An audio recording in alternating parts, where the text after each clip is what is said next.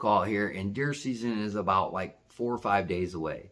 Now this spot, I haven't prepped it the way I have in years past. I've been doing a lot of bird hunting, pheasant hunting, turkey hunting. Just got that turkey this year, then did all that dove hunting, and that was those videos. A lot of them were stitched together with multiple other videos because there wasn't a ton of things going on, so on and so forth. So I've been doing a lot of other activities, and that's kind of taking a back seat. It might bite me in the butt this year, but it is what it is.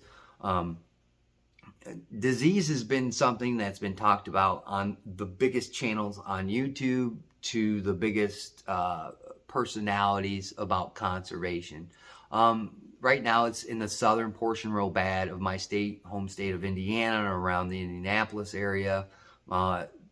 Ohio is getting absolutely decimated, and now Michigan's showing a lot of signs of it as well. And then way up north of Michigan, CWD, chronic wasting disease, is really taking hold there. So we'll have to keep an eye on that.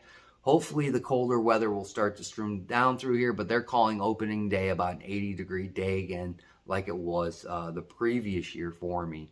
So if I shoot a deer, it's going to be in the morning. It's going to be quick because it's going to get warm. But there's a lot of factors that go into this that I've figured out throughout the years and years I've been hunting, from the people I've talked to, from working at the gun counter to, just talking to people like Don Higgins and some other people that are prominent people in this kind of hunting culture, and just picking up the little tidbits and asking them questions and things like that. But again, preparation is key. This is a spot that I always wanted to shoot a buck at. This is a spot that always shows bucks, as they say. It's always got something coming through there of that variety. Whether it's a 200-inch deer or a little forky is another thing. The big guy, I'll put a picture on here. Everybody's heard me flap my jaws about the big guy. I don't believe he exists anymore. I think he's gone. I tracked that deer for almost 8 years, 7 years, 7.5 years, man. I've tracked that deer and had encounters with him, but nothing ever materialized into just watching them either from, non-shooting light under my tree stand to way out in the field right at the end of shooting light. So he was pretty much a mystery, and it was hard to clamp him down because a lot of people in my area are anti-hunters. So going and knocking on their door is not an option. But here recently, I have now gained access to the property to the right of me. So now I have that whole entire corner of that property where I'm allowed to mess around in. So that's another good factor of this. So I'm pretty stoked about that, and just opens up another opportunity to kind of corner up this herd a little bit and get a good consensus of what's running through it and what I want to pick and choose to take out. The two nanny does, hopefully I can find that picture and put it on here. I call them the twins. These are two does that each throw a buck, a button buck apiece from their births all the time. I shot one of them last year because there was just getting to be too many deer, man. And that herd, had 12 to 13 in it, at times. Could have been bigger at other times. Right now it's 16 plus, which is a lot. I did get to see the other smaller groups of does that I seen last year. They've had a little bit of an uptick in numbers.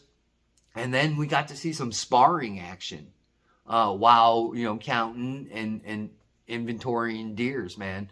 And it's been pretty cool. That spot is a real big hot spot. It's right by the tree stand. I've watched tons of bucks kind of spar over there. I've kind of, rattled my antlers a little bit as well to try to get them to come over there.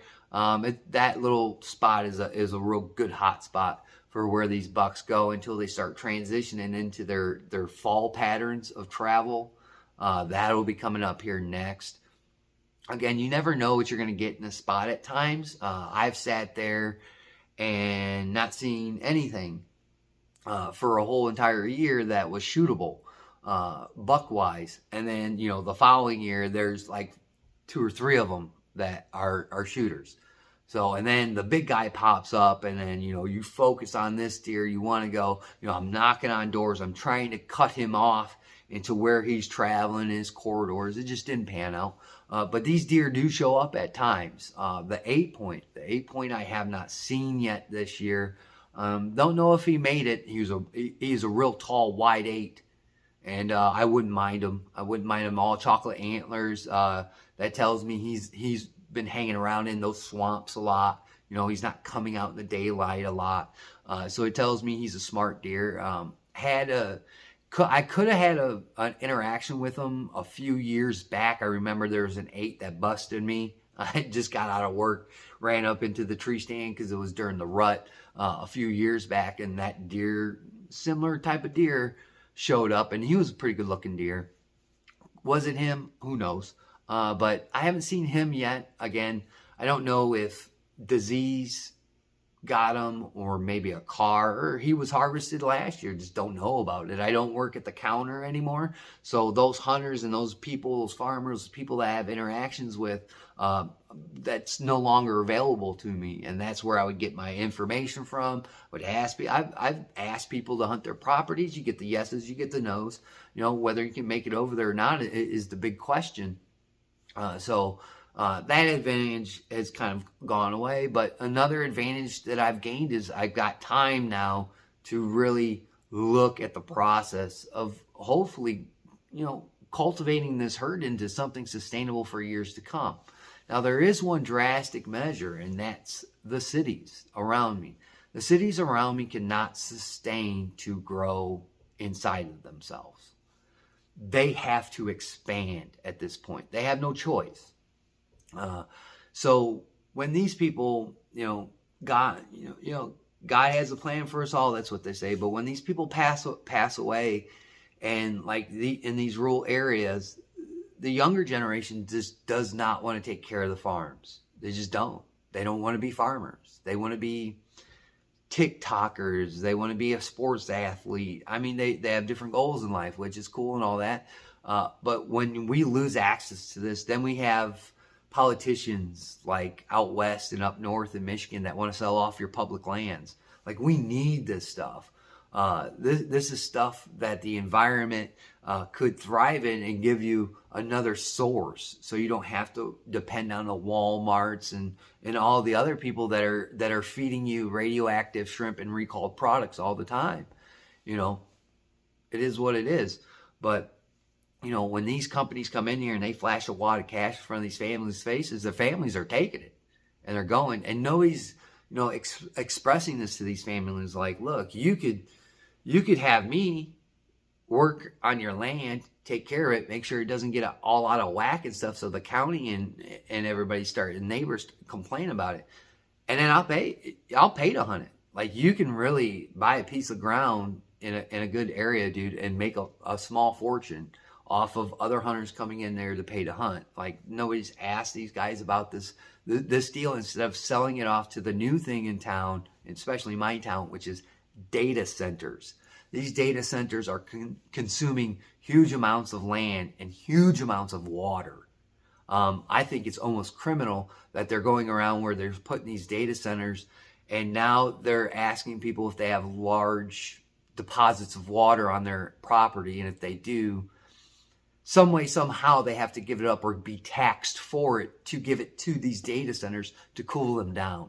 This is the kind of thing that I saw way back in the 2000s. I don't want to get too political, but when a certain president said banks and these businesses that feed you the contaminated products are too big to fail. Well, now we're getting to the point that our government is too big to fail. And if it does fail, it would be catastrophic for everybody, wouldn't it?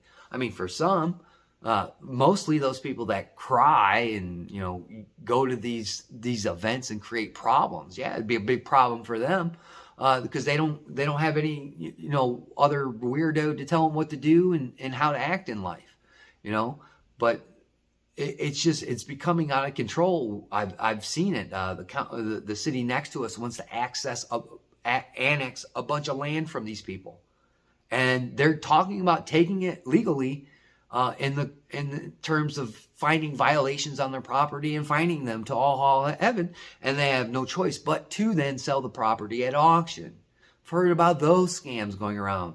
Like, there's a lot of scams, man. And when these governments and these agencies and these corporations get into this mode of taking land like they've tried to do here recently and in the past, dude, they'll drop you a cul-de-sac of low-income housings that creates does nothing but funnel crime and disparagement into the communities. Or these data centers that take all this water, shoot it back into the ground like fracking or whatever it does, and it contaminates the drinking water.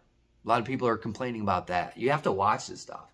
And for these younger generations, dude, you don't knock the buildings down, put a field there, put some cover there, and ask a local hunter a couple $100 to hunt my property. I've seen properties go up to about $3,000 to hunt a deer, a white-tailed deer. $3,000. I would never pay that much. But again, there's opportunity for everybody. But yeah, you start letting government handle stuff. In Michigan, if you do not buy a deer tag by October 1st, they say you can't buy one because they can't fund the DNR. Government is getting too big to fail, and it's ruining shit for us in this country. And people are either happy to bow down to them or happy not to say anything to them because they're nice and quaint in their life. Sooner or later, government will touch your life in one way or another, and usually it's not in a good way. So I caution people that do this, that habitat is very, very vital. Very, very vital, and it's a vital food source from what I've seen that grocery stores put out. I would rather trust what I shoot off a country field than what Walmart is slinging in their stores now. I just feel that way. But, I mean, I digress on that situation. We can fight, but again, I've seen a lot of deer. We have a good opportunity. I'm going to do my best to film these things for people that don't know, man. If the opportunity presents itself and, I have to get this camera and I have to wiggle it around just to get, no, man, I'm not doing all that. I'll show you afterwards. I have no problem on that. I'm not here to make millions of dollars off of videos on YouTube. I was never here for that purpose, and I'll continue to state that purpose like others do it on this channel. I'm here to fill my freezer. I'm here to experience hunting. I'm here to experience nature. And I think people lose track of that, and that's why I call them the horn stars. That these people that think that you're less of a person because you don't shoot 170-inch, 200-inch deer. That's sourpuss activity in my book. But again, I digress on those people as well. I'll do what I want. I'll shoot what I want and be happy with what I got. But this year we'll have fun. I'll be in that tree stand hopefully this year, God willing, the creek don't rise. And as everything goes smooth, man, we'll shoot a couple deer out there. If you don't think I'm going to go walk around on public land a little bit, yeah, I'm going to go walk around on public land, especially from what I've been seeing from the buck activity on my properties. It's great to see them. But again, I'd like to see them in 5 years, 4 years. That's a long time from now. Who knows what's going to be dropped in that area, where there'd be these data centers, detention centers, or whatever else the government thinks is a bad idea that is a good idea to them. Who knows what we'll get. Again, farms in this area always changing. But man, if I ever won the lottery, I would put a big stack of cheese, into the bank and hold on to it for when these properties go up for sale. I would definitely buy these properties, and I would definitely develop them because they hold great potential. They have great potential that the younger generation isn't seeing. So I hope to see these deer that I laid my eyes on. Look for my YouTube shorts. I'll be putting the sparring action that we had the other day on there, and plus probably a couple other pictures, on the community tab. The community tab, I believe, is a useful tool. I don't have access to the internet at all times, but I can get on some things. with my data plan and look at your comments just from there. Might not be able to interact with your live video chat like I've done in the past, but it gives me an opportunity and a window to communicate with you. So please check out your other content creators community tab. It's a useful tool. But other than that, don't forget, channel membership is available. Like, comment, subscribing always helps in terms of the YouTube algorithms. And like always, dude, we'll catch you guys on the next one, probably in the tree stand.